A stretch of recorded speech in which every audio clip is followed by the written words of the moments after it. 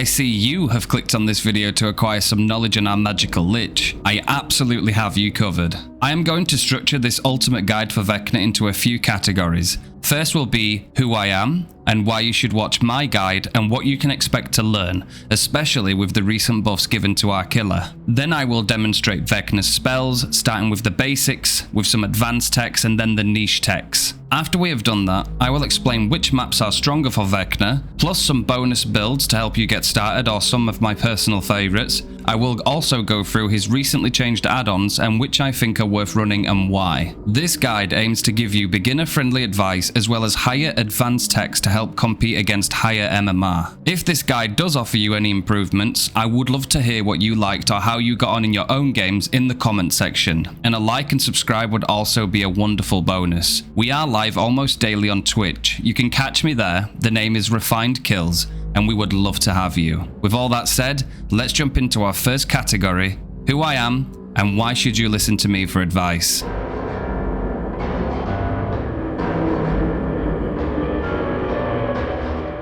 So, I am a DBD addict with around 2,000 hours solely on Vecna. I am a P100 and I chose him because of his lore and how it intrigued me to further learn more about the D&D universe. I have always been a fan of the undead, so seeing the Lich as a killer in DBD was perfect for me. I also love spell casting and spell rotation, so this really sealed the deal for me when deciding who to main. I have worked my way through the MMR ranks, going against casuals and high level 3 to 4 man squads often. I would say for every 20 games I play, I normally win around 18 of them, and this is without try-harding or anything like that. It just comes down to the systematic approach I take whilst playing Vecna. I believe I know enough about this killer, with enough hours and in-depth knowledge of his techs to give you all you need to master him. With this said, let's get started with his spells and general advice.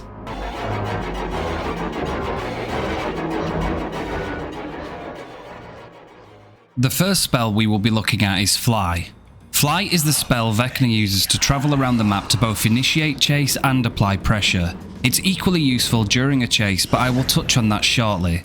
In the most basic form, you will use Fly when you see a survivor to catch up to them, or you will use it to get somewhere on the map where you need to be quicker. It is worth mentioning that if you fly through a vault or over a pallet, it will automatically cancel Fly and you will have to wait until the cooldown is over. Speaking of cooldowns, with the recent buffs, all of Vecna's spells have had 5 seconds reduced on his overall cooldowns on all spells, which is fantastic. This now means that Fly is available every 20 seconds, the Dispelling Sphere is every 30 seconds, alongside Flight of the Damned, which is also 30 seconds, and lastly Mage Hand, which is now every 35 seconds.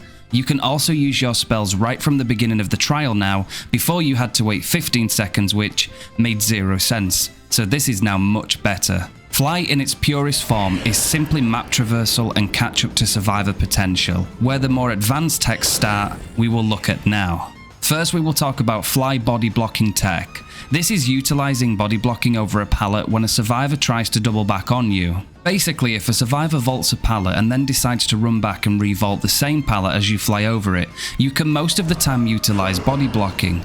As you can see, just as you approach the pallet, if you cancel your fly manually and then use your body to deny the survivor room to re-vault, they will be stuck and you will be able to attack them. The second tech would be the fake fly tech. This involves trying to mind game the survivor into vaulting over the pallet as you approach it. So what you can do is pull left and right to try and make them jump over. If they do, you then have 2 options. You can either fly over the pallet and try to body block them, or you can hook in a separate tech, which I will call fake pallet. This is where you make it look like you are going to fly over the pallet, but as you begin to go over it, you cancel and quickly pull back. This then allows you to land on the side you came from, and if the mind game works, the survivor may vault over the pallet thinking they are safe when actually they are not. It can take practice on the timing, and the best way to practice these are to go into a custom match with bots and get them to drop a pallet, and then use your fly, and as you are approaching a down pallet whilst flying, you practice cancelling your fly and pulling yourself to the side of the pallet you want to land on. Sometimes if the survivor thinks you might try this, it might not work, but it's worthy of practicing. As you know, DBD is basically all about 50-50s, so knowing this over not knowing it can sometimes be the difference. Another advanced tech with Fly is holding Fly but not casting it. This can allow you to clip through survivors who might be trying to take a protection hit for a teammate. This can sometimes come in extremely useful because when you are holding fly, it will push the survivor out of the way, granting you room to attack your chosen target. This is actually quite funny though, just being able to push people off of high places. Okay, so the next piece of tech that I'm going to show you is using your fly to body block somebody trying to make it to a pallet. And you can do this by catching up to them, cancelling your fly and like pushing into them so it pushes their body away from where you want them to go. And it can be really effective sometimes. There's been loads of times I've used this and it's granted me a free hit. The next tech I want to show you is insta-flying through a vault. So don't climb, double tap your fly, drop, and then hit. It's much faster rather than going through. Unless you're running a unique vault build, it's much better to just start your fly, stop your fly straight away, and then you will land, be able to hit them very quickly. This next tech I'm going to show you is when you're in an actual loop with a survivor. So let's say you're looping them and they decide to drop the pallet. When they do, rather than using mage hand, you can actually use fly and do the same thing you did over the vault. So you start it and insta-cancel it, keep the momentum, and then lunge, and you should make it. Sometimes it's a little bit of a 50-50 on whether or not they greed and they don't go for another vault. Most times more than not, like, I always get that hit, so it's extremely effective. The same can also be done at shack. So if you approach the shack vault, you'll be able to fly and cancel straight away. And most times you'll be able to body block survivors from re-going back over to it, which is awful funny, by the way, because sometimes they just stand and look at you and they feel ashamed. Now, this next tech I'm going to show you is more of a niche, advanced tech. This is my kind of tech. This is what I like to do to throw a lot of survivors off. And when it works, it feels good. So what you're going to do is when you approach a vault that is on your side, you're going to do the same thing again, start fly and insta-cancel to go through it, and then you can normally catch the survivor off guard. Sometimes you have to learn their behavior. If they like to pre-run a lot and they like to just shift W, there might be a chance they might just keep running, but if they stay in the loop, this sometimes catches people off and it's extremely funny when it works. Again, just to show you what I do, we go forward, you can look at the little keyboard input. We just activate fly, cancel, and we move straight through the vault. It can be very effective. Okay, that about wraps up fly. I've shown you some beginner, some advanced, and some more niche techniques and some tech, so I hope you enjoy that part. Now we're going to move over to Flight of the Damned, so our main attack outside of our M1. So Flight of the Damned is summoning 5 spectral skeletons that fire out and deal damage on impact. They are head level, so if a survivor decides to crouch when these are coming towards them, they will miss, but there's ways around that, and we're going to talk about that. This is just an example of what it looks like when they dodge them. They'll just simply crouch, and they don't hit, and you look a little bit silly, but that's okay, because now we're going to talk about what you can do with them. So there's something called insta-skeletons, and basically what this is insta-spawning the skeletons on top of the survivor's head to guarantee a hit, and it looks just like this. Basically, once you've nailed the distance, you will always be able to hit those shots, unless they pre-crouch, which once you get better at them and you start improvising, they probably won't, and it'll be a guaranteed hit. This is also another tech I like to use, and it's basically a double tap. So imagine you're chasing a survivor and you get close enough to M1, but you don't. You actually M2 with your skeletons. It will give them a little bit of speed, but as long as you keep chasing, you can immediately follow it up again and hit them with the M1. Whereas hitting them with the M1 initially would have lost you more distance. When a survivor is on the same level as you, meaning when they're vaulting something, the skeletons are always going to hit. As long as we do it at the right time, those skeletons are going to make contact, and that's going to result in a health state loss for the survivor. The same does apply for vaults. Sometimes you can take a nice snipe when a survivor is running towards a vault, and 2 things can happen. A, the skeleton is going to hit. Or B, the skeleton won't hit, but this is the beautiful thing about the skeletons. Sometimes they don't have to hit. Sometimes they just have to slow the survivor down so that you can still get the M1. So this next tech I like to call the 180 tech. And what I mean by this is doing more or less a 180, quickly flicking around and casting your skulls basically just in front of where the survivors are running. to catch them off guard, because 9 times out of 10, they will run directly into these skeletons, and it's rather funny when they do. Now, let's say that you're approaching a pallet and you don't think you can make the M1. This is where, once you've mastered the distance, you will be able to hit those M2s with the skeletons by insta-spawning them on their heads. It's all about timing with Vecna, so the more you do this, the more you get better at it. Again, another tip is to go into customs with bots, chase them, wait for them to pre-drop pallets, and then just work on the distance. So, some niche techs. I like to improvise with the environment and use what I have to my advantage. So, take Shack for example. We're looping around Shack. The survivor won't know that I'm about to cast these skeletons, which will catch them off guard, and they will continue running either and go through the loop again, or they will commit. Either way, you've got a free hit and it's pressure. It goes without saying that one of the best techs you can do with Vecna is elevation plays. When a survivor is higher than you, you can cast your skeletons lower to the ground, which 9 times out of 10 is going to hit their target. Sometimes they might miss, but most of the time it's there, and I would certainly get used to using them. It makes him very strong. Again, you can also 2-tap with those as well, especially if people are running upstairs. You can hit them with the skeletons first and then deliberately go into an M1. And depending on the map you're playing on, if it's very busy and very crowded, especially an indoor map, most of the time a survivor is going to hit into an object and then you're going to get that free second hit. Basically, with Flight of the Damned, it's going to be mastering the distance. Once you've mastered the distance and you can tell roughly in your head where the skeletons are going to align and where they're going to appear, you're almost there already. Then it's about having the freedom to use your environment. Things like Badham. So when you're on Badham and you've got the cars, they are the perfect distance to insta-flick and hit survivors. As long as you do it fast enough, as long as you flick your body sideways quick enough and cast the skeletons, 9 times out of 10 they are going to insta-spawn on the top of those survivors' heads. Another particular map that has really good elevation plays is the game. So Gideon Meat Plant. With all of the going up and down, there's a lot of the time survivors will run upstairs and then you can actually use the elevation to your advantage and get some nice ankle sniping. But all in all, that basically wraps up Flight of the Damned. So, now we're talking about the Dispelling Sphere. The Dispelling Sphere is a little bit more lackluster when it comes to text. There's not really much I can explain to you other than the fact that once it scans somebody, it will give you Killer Instinct and also negate their magic items. What are those magic items, you ask? Well, they are the magic items that are scattered around in the chests around the map.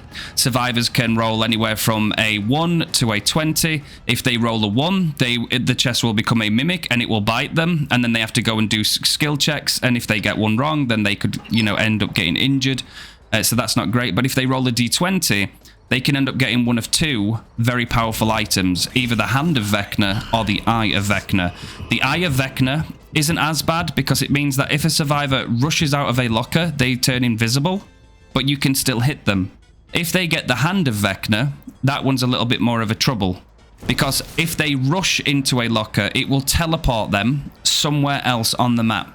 And this sometimes can be a get out of jail free card for the survivor, so that's not what you want to happen. It's always important, and my biggest tips generally with Dispelling Sphere is to use it every time you're about to chase somebody. If you see that a survivor has magic items on them, and you can tell because it's either around their ankles or their hands, that's basically Dispelling Sphere. Use it and point it towards gens. Always see if anybody's working on one. Just know that if they see it coming and they have time to move out of the way, they will do. But most of the time, I like to use it in chase to disable those pesky magic items. Now let's move over to Mage Hand. Basically, is just going to block pallets from being dropped, or it's going to re-raise them back up. The most basic tech with Mage Hand is just knowing the timing behind it. So what you don't want to do is Mage Hand a pallet too early in a chase. If you Mage Hand it too early, the survivor has enough time to get around that loop again to then drop that pallet in your face, which is never pleasant. So you don't want that to happen. Instead, you want to learn the timing, use Mage Hand right as you're approaching it, and then continue the loop, and you will probably get the hit, and that's what you want. There is another tech with Mage Hand too. This is more of an advanced tech. I don't see many people do this, but you can actually use it to block the survivor from vaulting. Basically, as soon as they start to vault the pallet, you want to cast Mage Hand. If you do that, it will actually pull them back off of the pallet, and as long as you put your body in the way, they will not be able to drop that pallet back down, resulting in you getting a free hit. This is me showing you it again. Again, they cannot drop it. It's very effective, and I don't see many Vecnas doing this, so please, I want to see more Vecnas do this. Now, this is one of my all-time favorite techs. This one I don't see many people doing either. So, let's say you've got a survivor that is unwilling to leave the loop that you are in. Well, why not remove the issue in the middle? And what I mean by that is lift the pallet up and catch them off guard and go through the middle. Cut the bullshit out of the middle and go straight through.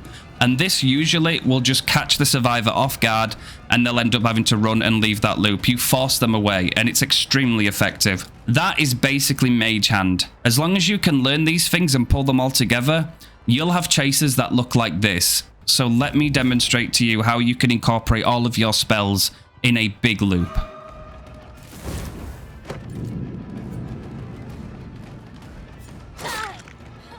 Okay, the survivor decides not to leave the loop, but decides to greed the pallet to create time and distance. Realizes that we're catching up, so tries to go for one more greed. Realizes that she can't greed again, so she has to drop the pallet, but we're not going to use Mage Hand now. We're going to fly. And this means that we can actually make the M1, but here's the thing. Even if we couldn't make the M1, we could have still insta-spawned the skeletons on them as they went to vault the pallet. So it would have still been effective. Now we're going to go to a smaller loop to demonstrate how this all works again, from one big loop to one small loop. So you're chasing the survivor. Remember, you want to use your Mage Hand at the right moment, just before they pass through it. Go for the M1, quickly follow it around. If that survivor decides to wait to try and pallet stun you, fly over it. Keep following around and then use your skulls if you're not going to make it. And there you go. You have effectively used your spell rotation and gotten yourself a down through it. I should also mention that if you insta-cancel fly and the survivor decides to do a 180 and try and revolt, again, try and remember to body block them. That's the best thing you can do in that situation. Okay, now, a lot of people have been asking me how to spell cancel. And it's actually quite simple once you realize what you're doing. Please pay attention to the mouse and keyboard on-screen display that I have for you guys. So, to spell cancel, you will right-click your mouse by tapping it, and then you will hold it. So you tap, hold. Tap, hold. So you tap it, you hold it, and then you left-click. Tap, hold, right-click, left-click. Tap, hold, left-click. Tap, hold, left-click. That's basically how it goes. And then you can do that on every spell. So you can do it with Fly. You can do it with Dispelling Sphere. You can do it with Mage Hand. All of them. Everything from Flight of the Damned, all of your spells. And you can use this to try and throw off survivors when you're in chase of them. Because they'll see you go into an animation. They might react to it. But there's a delay. And through that delay, they actually trip up and you end up getting a hit. So it can be very effective. It's also extremely fun to do. But that's basically how you do spell cancelling. And now it's time for Vecna's best maps and my recommended builds.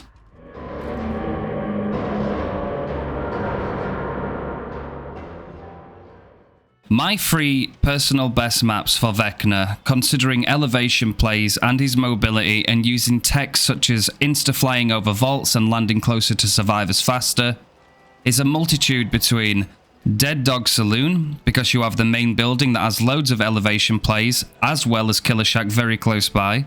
The game, Gideon Meat Plant. I have had such a high kill rate on this one map alone, it's incredible. Although it's known for being a pallet heavy map, the amount of elevation plays I can make on this map, it's so good. All the time I chase survivors upstairs, I catch them on their ankles, we get them, it's a 2-tap most of the times.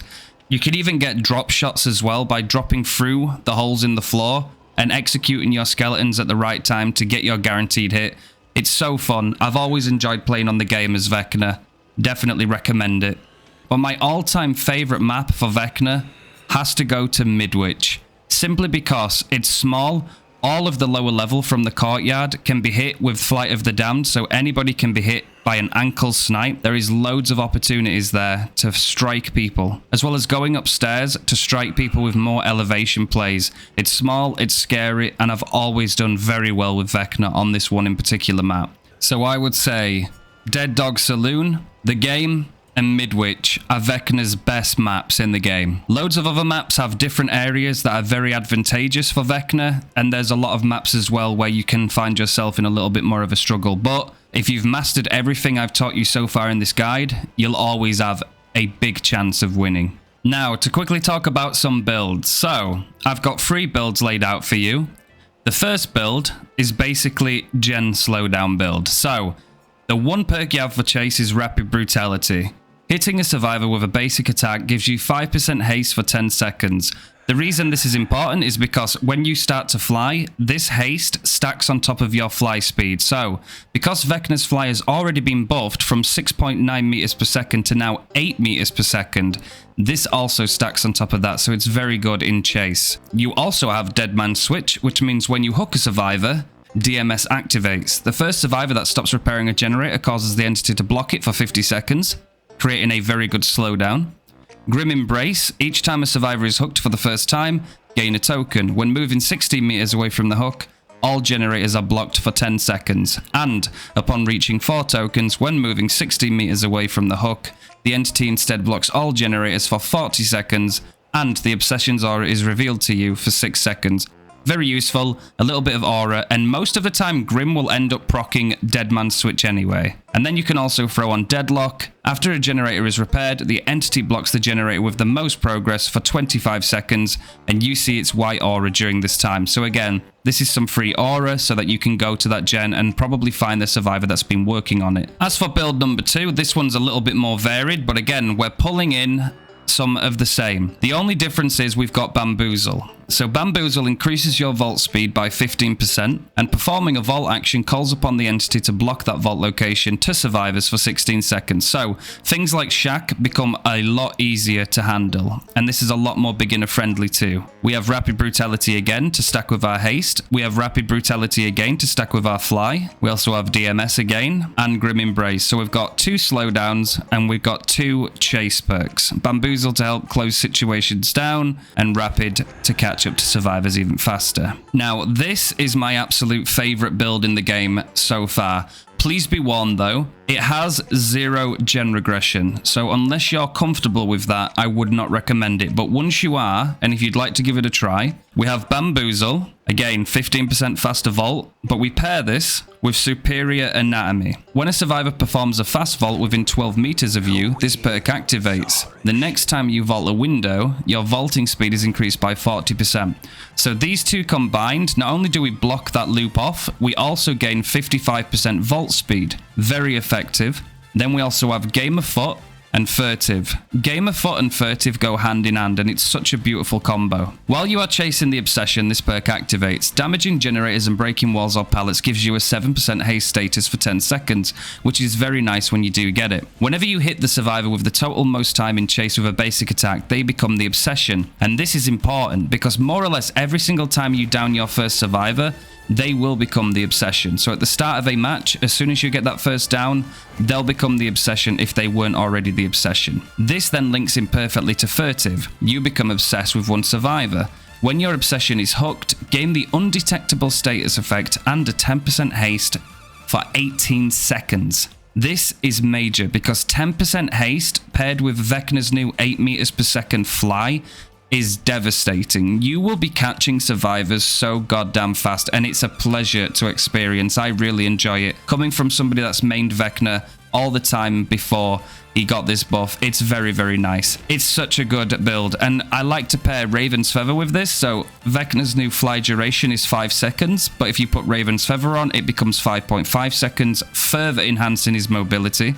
And I also like the Staff of Withering because it causes survivors to become exhausted when the Dispelling Sphere interacts with them. This is really fun because you get to deny them their dead hards and their lives in their sprint bursts. That just about wraps up the builds. If you guys want to suggest any other builds, please feel free to do so in the comments section below. I'm sure we'd all be grateful to see what everybody else likes to run, or if people want to learn some stuff, please feel free to share. Now we're on to the next stage of the video.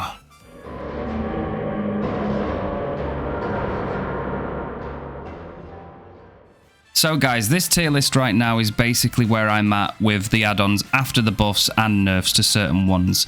They are subject to change. They can always change. I might gravitate to a different one soon, but this I'm fairly confident is more or less accurate, at least to my liking.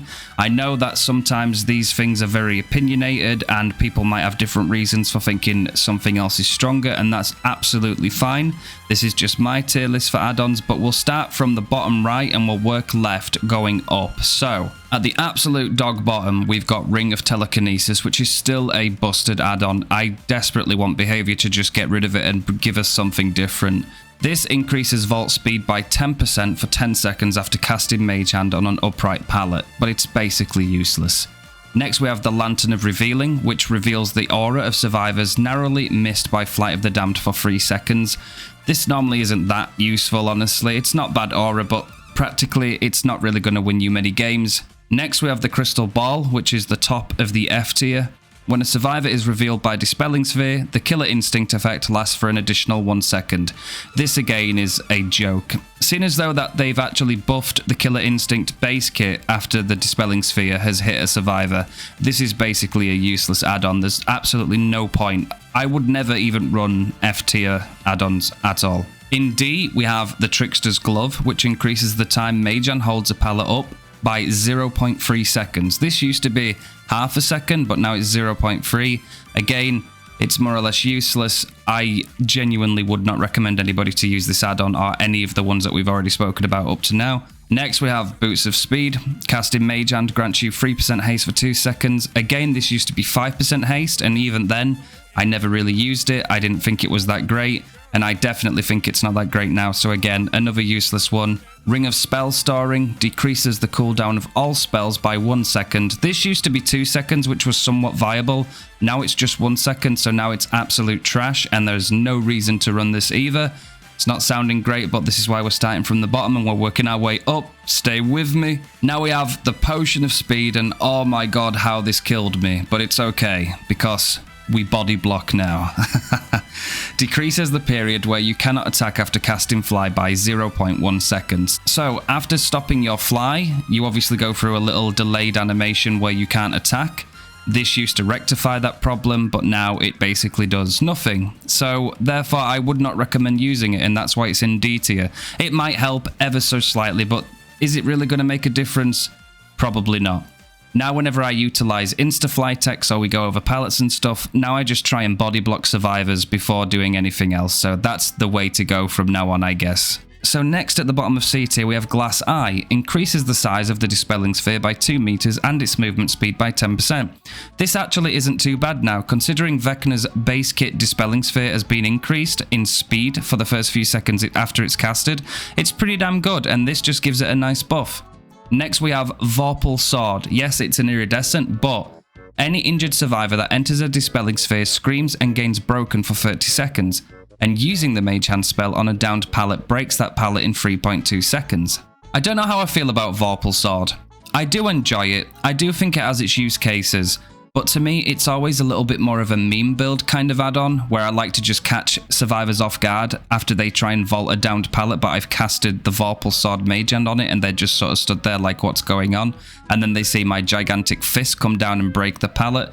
That is kind of entertaining, but in terms of sheer practicality and winning games, I don't think Vorpal Sword's that strong, so I'm going to leave it in C tier. Next we have the Robe of Eyes, and this reveals the auras of survivors within 6 meters of a treasure chest for 4 seconds each time you cast a spell.